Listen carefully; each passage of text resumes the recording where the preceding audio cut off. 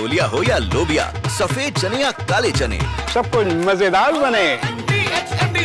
रूसी बॉर्डर से लगे देशों में जर्मन सेना की तैनाती की जा रही है। जी हां, ये एक बड़ा डिप्लॉयमेंट है। लिथुआनिया के विल्नियस में जर्मन सेना तैनात कर दी गई है। 4800 जर्मन सैनिकों का डिप्लॉयमेंट किया गया है। तो ये एक और अहम खबर, एक और बड़ा डेवलपमेंट जिसकी खबर हम आपको बता रहे हैं। रूसी बॉर्डर से लगे देशों में जर्मनी की सेना तैनात की गई है। लिथुआनिया के विल्नियस की ये अपडेट हम आपको दे रहे हैं, जहां जर्मन सैनिक तैनात किए गए हैं। 4800 इनकी संख्या है। ये पुतिन को सीधी चुनौती है। विदेशी धरती पर जर्मन सेना, रूसी बॉर्डर से लगे देशों में जर्मन सेना की तैनाती हुई है। लिथुआनिया के विल्नियस में जर्मन सेना तैनात हो गई है। 4800 जर्मन सैनिकों की डिप्लॉयमेंट हुई है।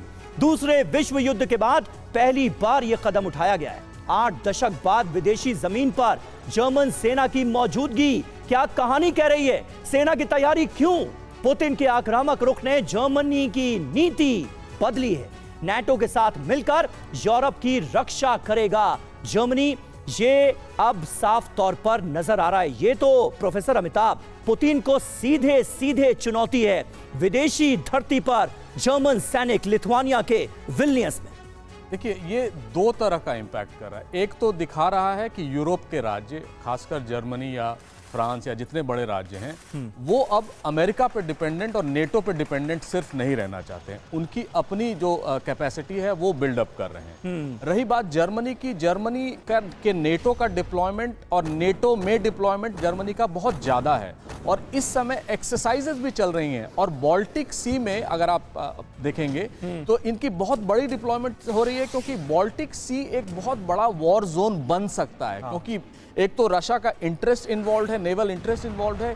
बीते दिनों ये खबर भी आई थी कि ऐसा मुमकिन है अगर तनाव बढ़ता है तो बाल्टिक देशों पर रशिया अटैक कर सकता है, कब्जा कर सकता है। सबसे ज्यादा जो डरते हैं यूक्रेन से भी ज्यादा वो बाल्टिक राज्य हैं। खासकर एस्टोनिया और लाटविया। लिथुआनिया का मेनलैंड रशिया से बॉर्डर तो नहीं मिलता है, लेकिन ये दो देश जो हैं बहुत ससेप्टेबल हैं और हमेशा ये मानते हैं कि इतिहास में भी रूस ने इन पर डोमिनेट किया है, अब भी डोमिनेट करना चाहते हैं। इसीलिए इनका नेटो में जो जाना था 2001 में, वो सबसे बड़ा एक इंडिकेशन था कि वो चाहते हैं कि किसी तरह रूस को कब्जे में लिया जाए या रूस को रोका जाए।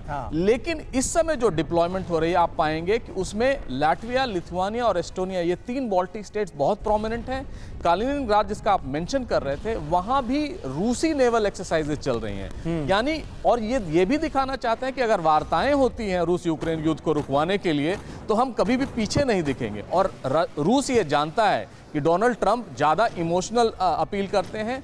अगर वो चाहें तो वो युद्ध रुकवा सकते हैं, जो ये रूस का मानना है। लेकिन आने वाले दिनों में, अगले वीक हम देखेंगे भी कि वो तुर्की में मिलने जा रहे हैं, वहाँ क्या होता है। लेकिन इस समय सबसे बड़ा खतरा रूस से लगने वाले राज्यों को, और बेलारूस भी मिलिट्री एक्सरसाइजेस कर रहा है बाय द वे, और वो कह रहा है कि ये स्मॉल मिलिट्री एक्सरसाइज है, इसका लॉन्ग टर्म इंप्लीकेशन नहीं है। लेकिन हम अपने आप को सशक्त करना चाहते हैं इस समय रूस के खिलाफ। बिल्कुल सही बात है। ऐसे में बाल्टिक देशों में युद्ध का एक नया फ्रंट बनता हुआ नजर आ रहा है।